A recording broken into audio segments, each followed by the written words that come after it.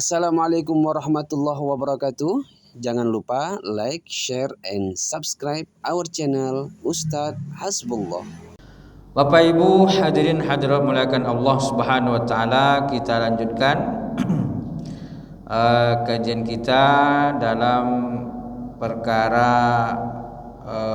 muamalah sosial halal haram terkait dengan perkara sosial, dan kita melihat bahwa ada beberapa hal aktivitas sosial yang terlarang di sebelum Islam datang, atau ketika Nabi diutus maka kemudian aktivitas itu diharamkan oleh Islam. Di antaranya adalah ada yang disebut dengan riba al-jahiliyah. Riba jahiliyah, namanya saja riba jahiliyah. Jadi jahiliyah kembali kepada penamaan sebelum datangnya Islam. Al-jahiliyah, zaman jahiliyah. Karena biasa disebutkan dari zaman jahiliyah kepada zaman ilmu pengetahuan. Jadi jahiliyah identik dengan kegelapan, kebobrokan, ketertinggalan. Itu jahiliyah. Jahiliyah sendiri artinya adalah bodoh, jahil. Tapi apakah betul-betul orang Arab sebelum datangnya Islam itu mereka jahil? Itu perlu dikaji juga. Karena ternyata mereka juga ahli dagang, ahli bisnis, ahli tijarah. Mereka sudah terbiasa dengan tijarah dauliyah atau bisnis internasional. Makanya mereka punya aktivitas perjalanan bisnis. Li'ilafi Quraisy ilafihim rihlatash shita'i was-sayf falyabudu rabb hadzal baitil ladzi at'amahum min ju'in wa amanahum min khauf. Itu ayat ini menggambarkan tentang aktivitas orang Arab jahiliyah, bahwa mereka punya perdagangan rihlatash shita'i was-sayf, punya perjalanan musim dingin dan musim panas. Kenapa perjalanan ini penting? Karena komoditi perdagangan beda ketika musim dingin dan musim panas. Jadi barang-barang yang diperdagangkan itu biasa agak berbeda antara musim dingin dengan musim panas. Kalau musim dingin bajunya tebal, jaket. Musim panas baju tipis. Kalau jual pakaian tipis musim dingin nggak laku. Kalau jual pakaian tebal musim panas tidak laku. Maka mereka menyesuaikan di perjalanan bisnisnya saja, menyesuaikan musim dingin, musim panas. Maka kata para ulama, jahiliyah di situ bukan mereka tidak tahu ilmu pengetahuan, tapi jahiliyahnya adalah karena mereka melakukan hal-hal yang terkadang tidak sesuai dengan kemanusiaan. Seperti kita sebutkan bahwa adanya perbudakan, adanya pertikaian, perselisihan, perjudian, dan lain sebagainya. Hal-hal yang negatif, maka disebutlah dengan jahiliyah. Nah Bapak Ibu, riba jahiliyah ini kita tahu bahwa riba adalah salah satu daripada aktivitas yang sangat dilarang oleh Islam. Jadi sangat berbahaya. Maka kalau kita lihat misalnya di dalam surah Ali Imran ayat 130, Allah Subhanahu wa taala berfirman, ya ayyuhalladzina amanu la ta'kulur riba adha'afan mudha'afah. Wahai orang-orang beriman, janganlah makan riba dengan adha'afan mudha'afah, itu berlipat ganda. berlipat-lipat. Adhaf mudha'afah. Jadi udah berlipat lagi. Jadi berlipat-lipat ganda. Sudah bertambah, tambah lagi. Itu maksudnya adhafam mudha'afah. Kalau kita lihat tafsir ulama dalam masalah ini disebutkan bahwa wa kana akluhum riba fi jahiliyatihim. Model riba jahiliyah itu apa? Annar rajula minhum, seseorang di antara mereka kana yakunu lahu 'ala rajuli malin ila ajal. Jadi seseorang yang punya harta kepada orang lain, dia punya uang kepada orang lain, ila ajalin yang mana ini masih punya waktu, tempo untuk dia ambil. Misalnya 1 bulan lagi waktunya, dia punya harta sama orang yang mana harta ini masih ada waktu, sebulan lagi temponya sama orang tu, barulah jatuh tempo untuk diambil. Jadi ada temponya. Fa idza halal ajalu talabahu min sahibihi. Kalau temponya sudah jatuh tempo waktunya, talabahu min sahibihi, yang punya hak tadi minta, ini kan udah jatuh tempo, udah waktunya, bayarlah, kasih ke saya karena sudah temponya. Fayaqulul lahu alladzi alaihi almal, maka yang tadi punya tanggungan dia berkata, akhir anni dainak wa aziduka alaman.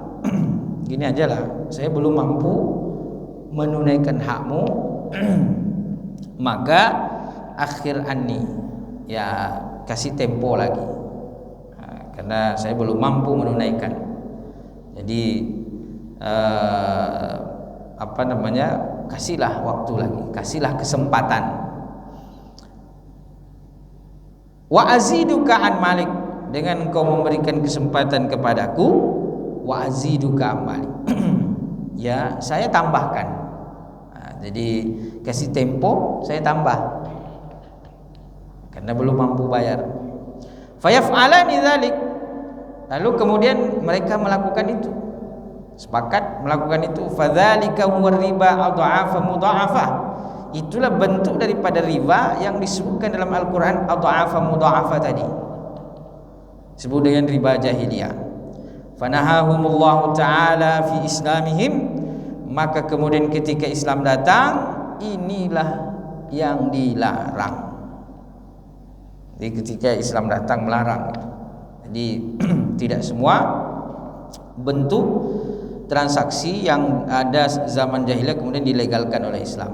Jadi ada beberapa bentuk transaksi yang kemudian dilarang. Sebagaimana kita sebutkan perbudakan, transaksi perbudakan oke, masih dibolehkan, tapi bertahap berusaha Islam itu menghilangkan dengan berbagai macam cara, sebagaimana kita sebutkan seperti membebaskan budak pahalanya besar.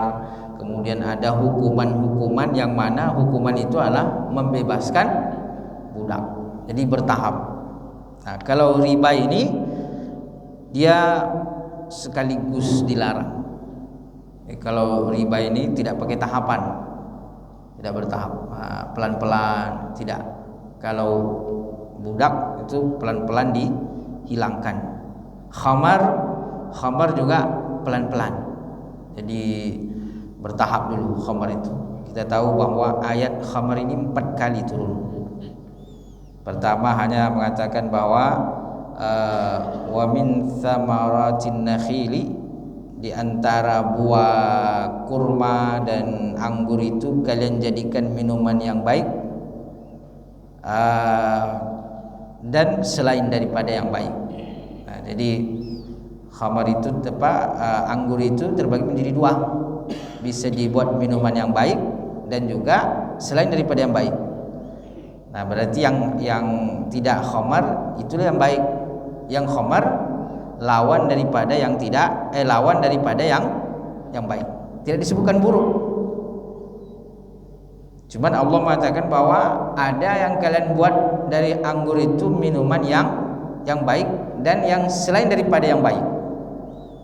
Nah, tapi kan bisa dipahami, kalau ini baik maka ini kurang baik. Jadi seolah-olah khamar itu minuman yang kurang baik, walaupun dia lezat, enak. Lalu kemudian turun lagi ayat mengatakan bahwa wala taqrabus salata wa antum sukar. Jangan mendekati khamar kalau ingin sholat. Jadi kalau mau sholat jangan dekat dengan khamar, jangan minum. Jadi tetap boleh, cuman tidak bolehnya kapan? Ketika mau sholat saja. Kenapa? Karena ada yang sholat habis mabuk, dia habis minum khamar, kemudian baca qul ya ayyuhal kafirun la a'budu ma ta'budun wa la antum a'buduna ma ana a'budu ma abadtum wa la antum a'buduna ma ana a'budu ma abadtum wa la antum a'buduna ma. Tidak sampai dia. Kenapa? Karena mabuk di dalam sholat. Jadi qul ya ayyuhal kafirun dibaca tidak sampai. Maka kemudian dilarang ketika ingin sholat. Ya, bayangkanlah kalau orang sholat lagi mabuk, antara sholatnya singkat atau kelamaan. Jadi mudaratnya besar. Jadi untung saja khamar itu dilarang. Baru kemudian yang ketiga, yas'alunaka 'anil khamri wal maisir. Mereka bertanya kepadamu tentang khamar dan perjudian. Qul fihima ismun kabirun wa manafi'u linnas. Mereka bertanya kepadamu tentang khamar dan judi. Katakanlah kepada mereka, wahai Muhammad, bahwa dalam perjudian itu ada mudarat yang besar, meskipun ada manfaat. Qul fihima ismun kabirun wa manafi'u linnas. Jadi mudaratnya besar. Orang mabuk, berangkat dari orang mabuk, dia bisa menghilangkan nyawa orang. Dari judi kalah, akhirnya dia berusaha merampas, dan itu terbukti hari ini. Betapa banyak orang gara-gara mabuk, habis itu dia ugal-ugalan di jalan, menyebabkan kecelakaan. Ini beberapa kali tahun ini, tahun 2014 saja, 2024 itu berapa kali kecelakaan di Pekanbaru ini. Setelah diperiksa, dicek, ternyata dia terkena pengaruh alkohol. Itu terbukti ada berapa. Jadi memang berbahaya, mudaratnya tidak hanya kalau memudaratkan diri sendiri, oke lah, terserah dia lah. Dia minum mau matilah situ kan, mau rusak lah. Persoalannya dia tidak hanya merusak dirinya sendiri, tidak hanya membahayakan dirinya sendiri, tapi juga membahayakan orang lain. Dan itu yang sangat dilarang dalam Islam. Dalam Islam itu selain daripada merusak diri sendiri tidak boleh, kata Allah Subhanahu wa taala, wala tulqu bi aidikum ila tahluka. Jangan campakkan dirimu pada sesuatu yang bisa membinasakanmu. Tidak boleh. Saya mau melukai diri saya, terserah saya, kan yang punya badan saya. Tidak boleh dalam Islam. Kenapa? Karena pada hakikatnya yang punya badan ini bukan kita. Kita ini adalah milik Allah Subhanahu wa taala. Inna lillahi wa inna ilaihi raji'un. Kita ini adalah milik Allah dan akan kembali kepada Allah. Jadi tidak boleh, walaupun ini badan kita yang punya, melukai diri sendiri tidak boleh. Kenapa? Karena Allah yang memiliki. Ini hanya titipan. Makanya para ulama mengatakan bahwa, sebagian ulama mengatakan tidak boleh jual beli organ. Jual beli organ itu tidak boleh. Jual ginjal, walaupun ada yang jual ginjalnya 2,5 miliar. Jadi ternyata satu ginjal dihargai 2,5 miliar. Berarti kita punya 2 ginjal 5 miliar. Mau 2 ginjal atau mau 5 miliar? InsyaAllah tetap 2 ginjal. Kalau ada 2 ginjal, InsyaAllah Allah bisa memberikan 5 miliar. Tapi kalau sudah 2 ginjal tidak ada, inna lillahi wa inna ilaihi raji'un. Jadi ternyata kita ini punya potensi kaya raya dari anugerah Allah Subhanahu wa taala. Makanya sebagian ulama mengatakan tidak boleh jual beli organ. Kenapa? Yang punya bukan kita. Ini adalah milik Allah Subhanahu wa taala. Jadi melukai, membahayakan diri sendiri tidak boleh, terlarang. Nah, apalagi orang lain. Maka dalam sebuah hadis, dan ini menjadi kaidah besar di dalam Islam, la darara wala dirara. Tidak boleh membahayakan diri sendiri dan tidak boleh membahayakan orang lain. La darar, jangan membahayakan dirimu, wala dirara, jangan membahayakan orang lain. Nah, maka ulama yang mengharamkan rokok, salah satu landasannya itu tadi, hadis la darar wala dirar. Jangan bahayakan diri sendiri. Kata ahli, rokok itu membahayakan diri sendiri, membahayakan pula orang. Dia merokok, dia merokok, awak yang menghisap. Jadi itu landasannya bagi yang mengharamkan. Kenapa? Karena membahayakan diri dan membahayakan orang lain. Nah, makanya kalau di luar negeri itu Bapak Ibu, Singapura, di Korea Selatan itu nampak orang merokok di tempat sembarangan itu dendanya sangat besar sekali. Makanya orang tidak berani.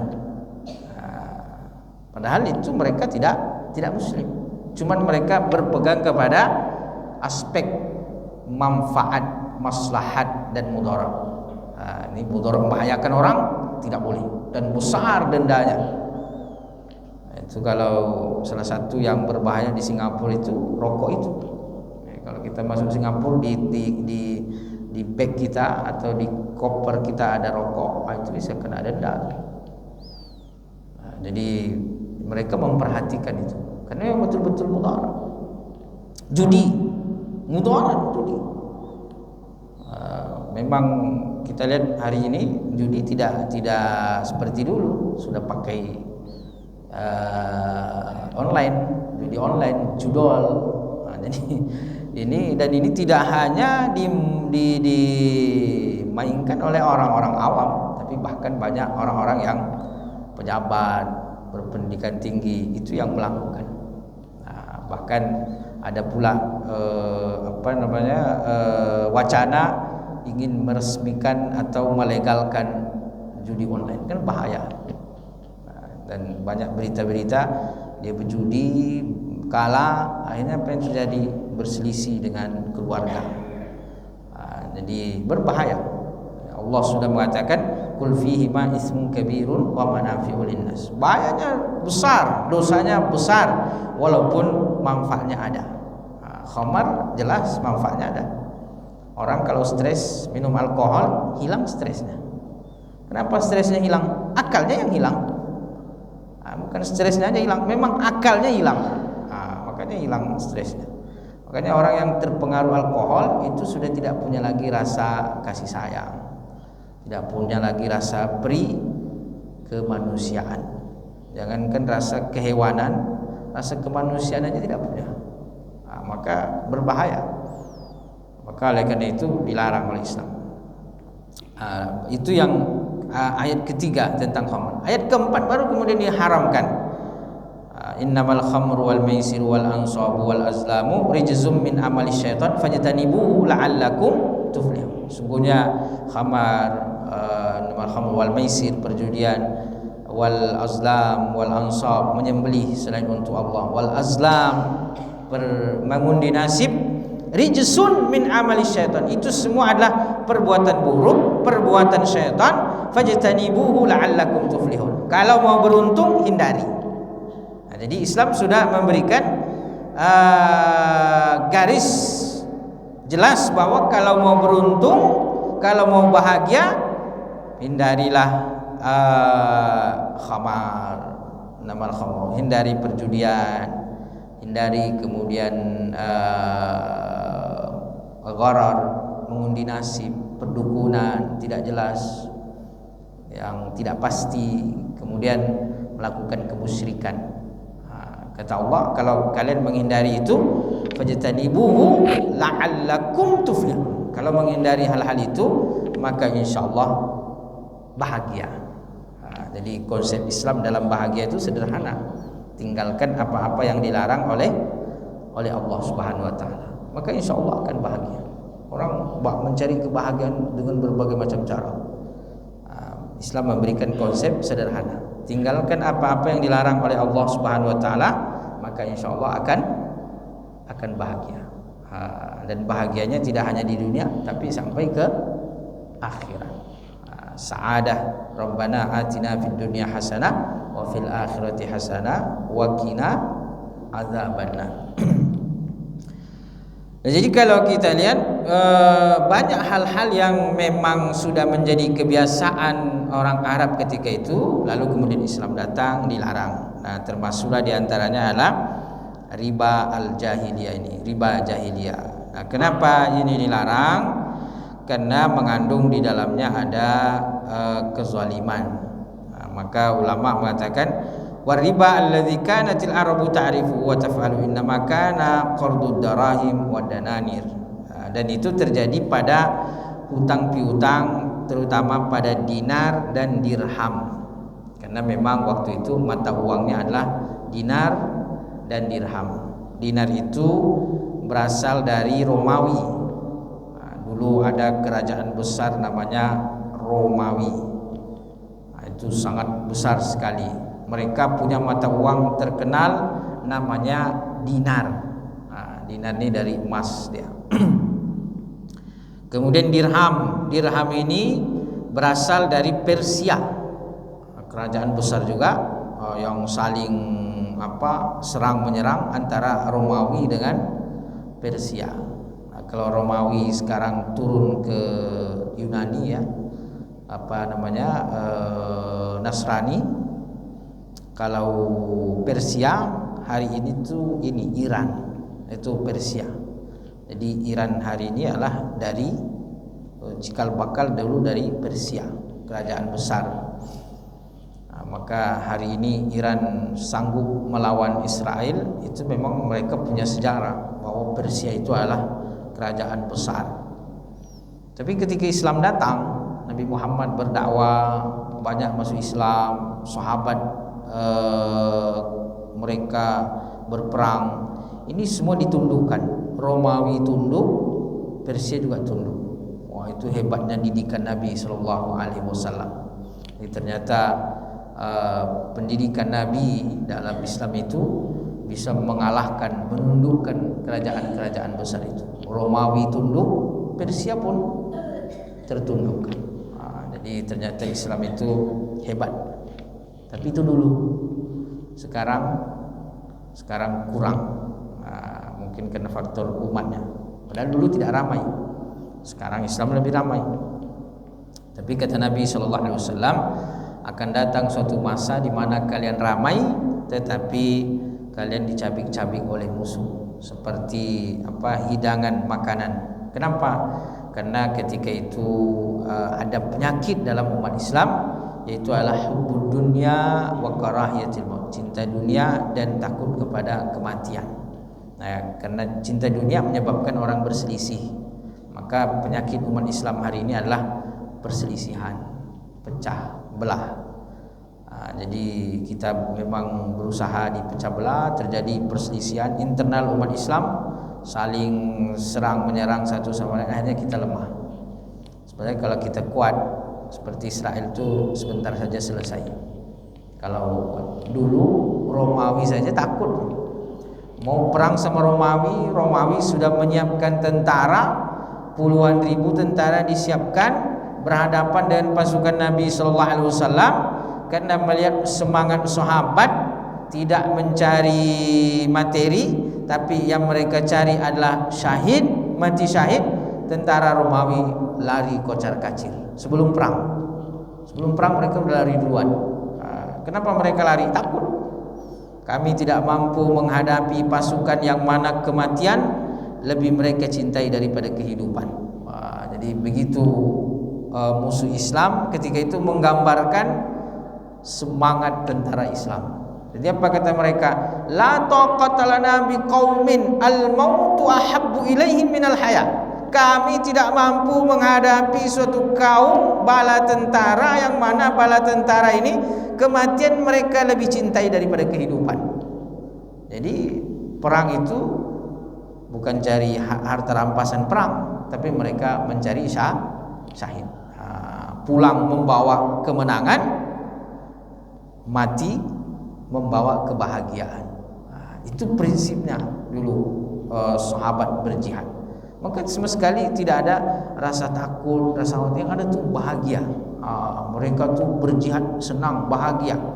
Maka jangankan mereka berjihad dalam kondisi kenyang, dalam kondisi bisa makan, mereka berjihad dalam kondisi puasa, dalam kondisi lapar, tapi masih semangat. Kalau kita baca sirah-sirah, sejarah-sejarah peperangan umat Islam itu banyak terjadi di bulan Ramadan, dan mereka bisa memenangkan. Kalau kita Ramadan kan lemas tuh, letih, lesu, lelah. Dalil kita satu kalau bulan Ramadan, naumus shaimi ibadah, tidurnya orang berpuasa ibadah. Itu dalil kita kalau bulan Ramadan. Kalau sahabat dulu berperang, jadi makanya umat Islam ini melemah, karena semangat sahabat tidak lagi ada pada hari ini. Jadi ya wajar kita, makanya ketika dulu sebelum Netanyahu itu jadi perdana menteri sebelumnya, ketika membom Palestina, setelah dibom dia tidak bisa tidur satu malam. Pas pagi hari dia bilang, ternyata salah prediksi saya kira melawan umat yang kuat, ternyata saya melawan umat yang sedang tidur. Jadi habis dia bom Palestina, dia satu malam tidak bisa tidur, takut diserang balik oleh umat Islam. Ternyata tidak ada perlawanan, diam semuanya. Berarti dia salah prediksi. Saya kira melawan umat yang besar, yang hebat, punya sejarah hebat, ternyata saya melawan umat yang sedang tidur semuanya. Makanya mereka santai aja sekarang nih, serang, bom, rudal, umat Islam yang lain diam aja semuanya. Makanya mereka bebas. Coba kalau diserang sekali umat Islam semua bergerak, itu mereka takut. Jadi mereka sudah istilahnya sudah menjengkal umat Islam. Jadi tidak ada yang mau bergerak. Itulah musibah. Ini musibah kita pada hari ini. Jadi hilangnya dalam hadis itu, Muslim itu seperti satu bangunan. Satu yang sakit, semuanya merasa sakit. Satu seperti satu jasad, kal jasadi. Satu yang terluka, semua jasad merasa sakit. Itu hilang hari ini. Itu tidak ada hari ini. Berdarah-darah, habis saudara kita di Palestina, negara-negara lain tetap diam. Ya mungkin bersuara ya, tapi pergerakan sangat minim sekali. Akhirnya apa, dibantai terus, sampai hari ini Gaza itu berdarah-darah terus. Nah itu hilang dari umat Islam. Kita tidak tahu kapan kembalinya ini. Dulu ketika berhadapan dengan tentara besar, tentara Romawi, mereka lari kocar-kacir, takut. Tapi kita selalu berdoa kepada Allah, mudah-mudahan nanti Allah kembalikan. Ya Bu, silakan.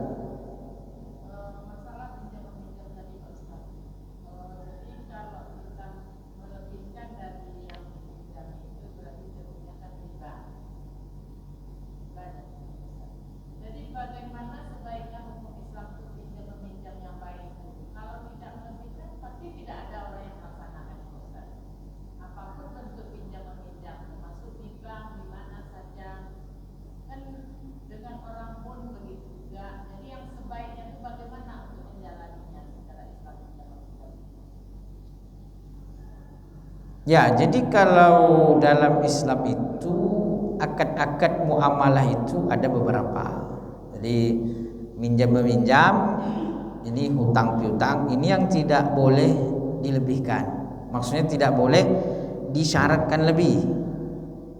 Tapi kalau tidak bersyarat, bayar lebih tidak apa-apa. Jadi saya minjam ke kawan 1 juta, tidak ada syarat apa-apa. Kemudian ketika saya kembalikan saya lebihkan, itu boleh. Karena kan itu murni keikhlasan dari saya. Bahkan itu bagus gitu. Nah, tapi kalau kesepakatan ini ya, kalau dalam ayat ini kan kesepakatan tadi itu.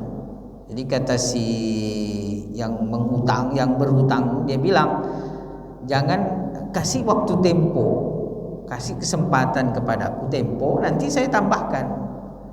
Nah, oke, sepakat. Jadi itu sudah disepakati, itu tambahannya, maka itu tidak boleh. Tapi kalau atas dasar keikhlasan dari yang berhutang itu boleh. Itu pertama. Yang kedua ada namanya akad investasi mudharabah bagi hasil. Saya kasih ke kawan modal 10 juta. Ini nanti hasilnya kita bagi gitu. Jadi hasil kita bagi, berapa hasilnya itulah yang kita bagi. Maka yang saya dapat lebih itu bukan karena hutang piutang, tapi karena adanya hasil. Jadi dikaitkan dengan hasil, bukan dikaitkan dengan uangnya, bukan dikaitkan dengan hutang. Kalau riba itu dikaitkan dengan hutang. Ini saya hutangkan, tambahkan. Yang betul itu bukan dikaitkan dengan hutang. Yang baik itu, yang sesuai dengan Islam itu dikaitkan dengan hasil. Berapa hasil itu yang dibagi, bukan dengan hutang. Karena kalau dengan hutang begini, uang itu tujuannya adalah untuk membeli materi, bukan untuk menggandakan. Maka oleh karena itu Islam melihat bahwa orang yang punya uang kalau boleh melakukan seperti itu, maka orang yang punya uang dia kerjanya hanya membungakan uang, nanti kerjanya pinjamkan berbunga. Akhirnya apa? Bisa jadi tidak ada aktivitas real, tidak ada ekonomi real. Dan kalau tidak terjadi ekonomi real, uang itu tidak ada fungsinya. Rusak uang itu nanti. Fungsi uang itu adalah terjadinya perputaran. Ketika uang berputar, beli barang, buat usaha, ekonomi menjadi hidup, kemudian lapangan kerja terbuka. Akhirnya ekonomi itu berjalan dengan baik. Tapi kalau uang langka, tidak terjadi aktivitas ekonomi yang baik, maka apa yang terjadi? Ekonomi menjadi rusak. Kenapa misalnya terjadi inflasi, tiba-tiba barang menjadi naik? Itu kan karena ada orang-orang yang merusak, menimbun uang, menimbun harta. Makanya kan dalam Al-Quran tidak boleh menimbun harta, tidak boleh menimbun uang. Jadi dalam Islam yang betul, Bu, itu adalah tambahannya itu dari hasil. Jadi misalnya kita kasih 10 juta, apa ya aktivitas dia? Aktivitas dia misalnya jualan. Nah, dari jualan itu untungnya kita dikasih bagi hasil. Ya, sama-sama menanggung. Nah, itulah namanya adil berarti. Rugi sama-sama rugi, untung sama-sama untung. Jangan kawan rugi, awak tetap mau untung. Kan itu terjadi kezaliman. Jadinya siapa yang diuntungkan?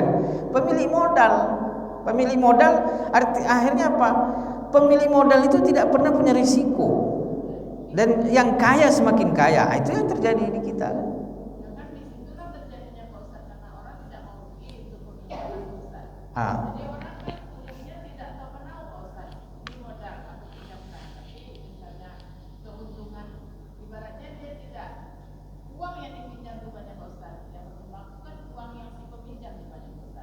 Ya. Tapi kalau untuk itu jarang orang mau Pak Ustaz kalau untuk, kecuali mungkin ada suatu yang memegang penuh perjanjiannya kan gitu.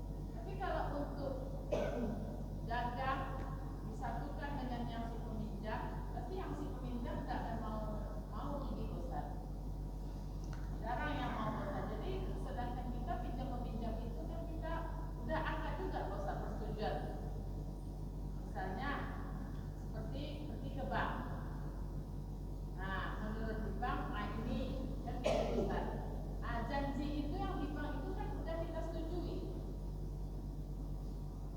Iya, makanya kemudian Islam memberikan alternatif. Jadi kan memang idealnya dikaitkan dengan hasil. Jadi ini hasilnya sekian, ini yang dibagi. Tapi agak susah, akhirnya ya dicarikanlah solusi yang lain. Yang penting tidak riba. Misalnya apa? Ya misalnya dibuatlah murabahah, dibuat jual beli. Jadi nasabah maunya apa misalnya kan? Kalau di bank tuh mau beli rumah, akhirnya terjadi jual beli, tidak bagi hasil tapi jual beli antara bank dengan nasabah. Jadi untungnya itu tambahannya itu dari apa? Dari aktivitas jual beli, bukan hutang piutang. Atau misalnya kalau yang tadi Ibu sebutkan, dia minjam tapi tetap dia mau untung atau tidak mau rugi gitu kan. Maka kemudian diberikan solusi, ada penjamin. Maka ada istilah asuransi yang menjamin, misalnya nasabah minjam uang, dia tidak bayar, maka ada penjamin yang menutupi. Nah, itu solusi-solusi yang diberikan oleh Islam gitu. Jadi ya memang idealnya tadi kalau kita memberikan modal ke orang dikaitkan dengan hasil. Nah, tapi kemudian itu susah dilaksanakan, orang maunya untung saja, tidak mau rugi, maka kemudian lembaga-lembaga keuangan, bank itu akhirnya carikan penjaminan.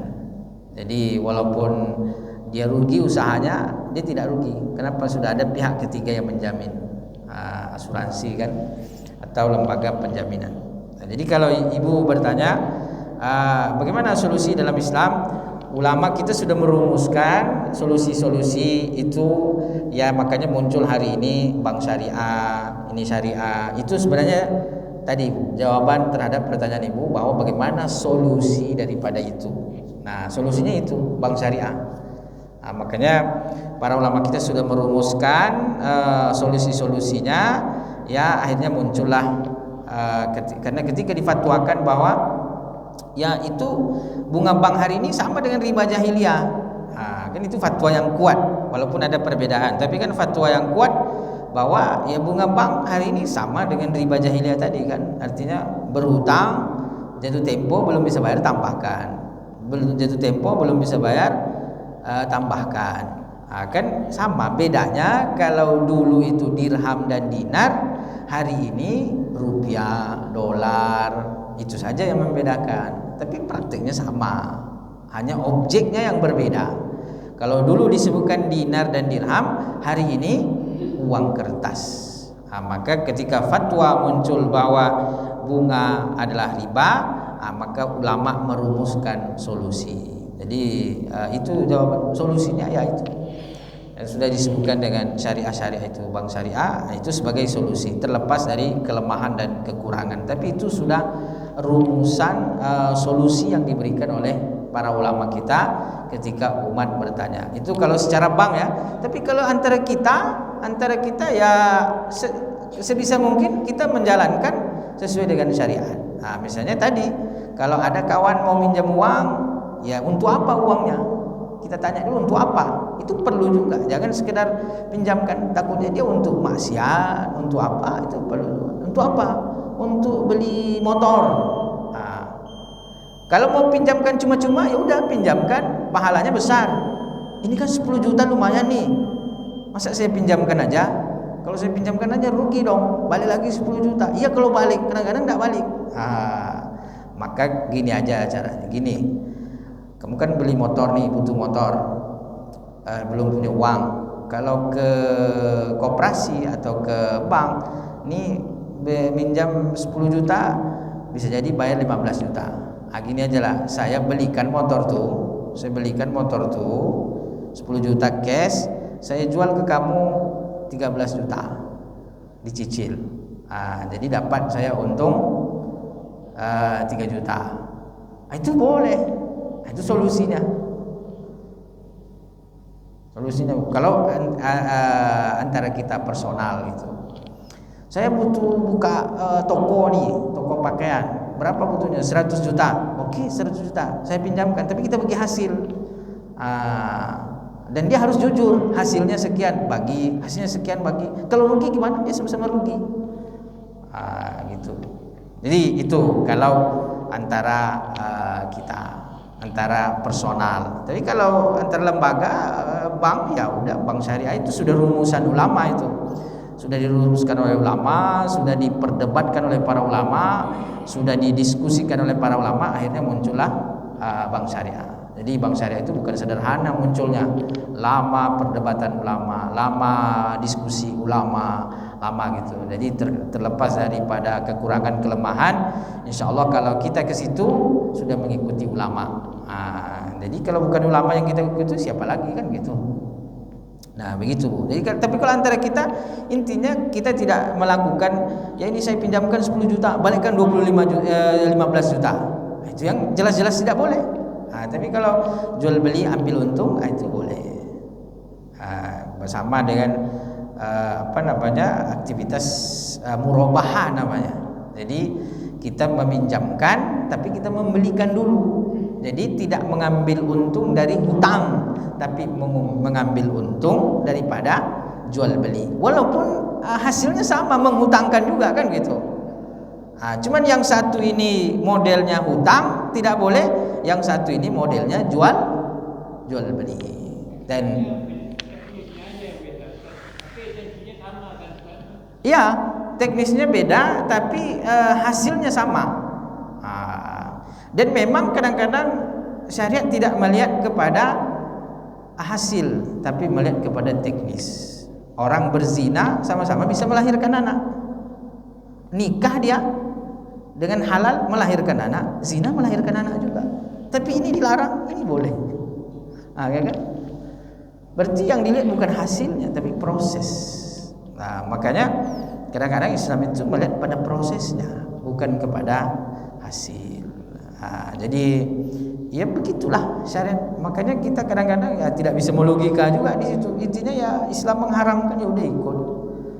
Idza qala Allah wa qala Rasul, maka kita sami'na wa ata'na. Jadi intinya ketika Islam mengharamkan ya kita ikut. Jadi begitu solusinya insyaallah.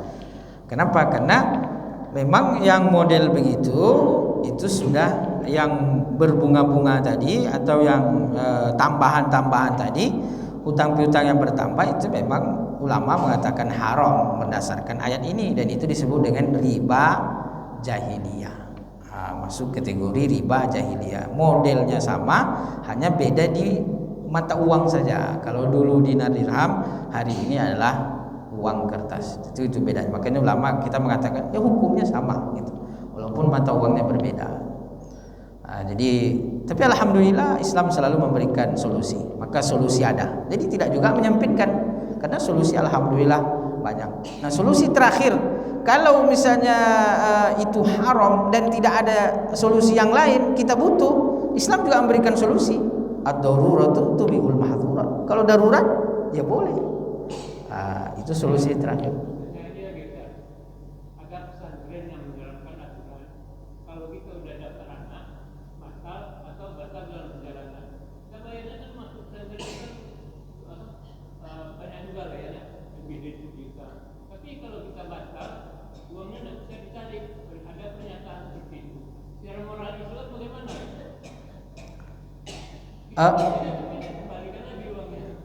Ya begini Pak, kita lihat dulu ininya, yang membatalkan siapa gitu. Ya, nah kalau itu nanti tergantung kesepakatan Pak. Kenapa? Karena bisa jadi ketika orang mendaftar pesantren itu sudah mengeluarkan uang, misalnya dia beli lemari, beli ini, beli itu kan gitu. Nah, kalau kita ngaji seperti itu bisa juga kan dia nggak rugi juga kan, barangnya nanti yang lain tahun depan kan saya pakai juga. Kalau kita kaitkan dengan dia rugi, padahal kita belum daftar, cuma ada apa-apa biaya. Ya makanya nanti itu ada kesepakatan Pak. Jadi misalnya kalau dia membatalkan sendiri, maka dikena ganti rugi sekian. Yang model-model begini itu tergantung kesepakatan Pak. Makanya dalam kaidah disebutkan bahwa al-muslimuna inda syurutihim. Jadi makanya ada namanya jual beli di mana kita panjar nih Pak. Misalnya saya beli HP harganya 5 juta, saya panjar 500.000. Itu boleh dibuat sepakatan, ini uang panjar ini kalau jadi maka dia jadi harga, kalau tidak jadi hangus. Itu boleh Pak dalam jual beli. Nah, maka sama juga. Jadi yang model-model begini kan tidak ada larangan tuh.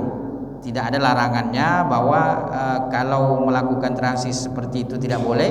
Larangannya tidak ada, maka yang begitu kembali kepada kesepakatan. Jadi kalau kesepakatannya memang seperti itu boleh Pak. Sama dengan jual beli tadi. Ini DP 500.000. Kalau jadi 500.000 ini jadi harga. Kalau harganya 5 juta berarti kan saya tinggal menambah 4,5 juta. Tapi kalau batal maka hangus. Nah, itu boleh, Pak. Jadi karena tidak ada larangan, maka kembali kepada kesepakatan. Jadi hal-hal yang tidak diatur secara detail, larangannya tidak ada, maka kembali kepada kesepakatan. Walaupun mungkin kalau bicara tentang akhlak yang baik, ya mungkin kurang baik gitu, Pak ya. Kenapa? Karena ya kasihan orang itu, masa udah baru daftar tidak jadi, kemudian dia apalagi 10 juta kan.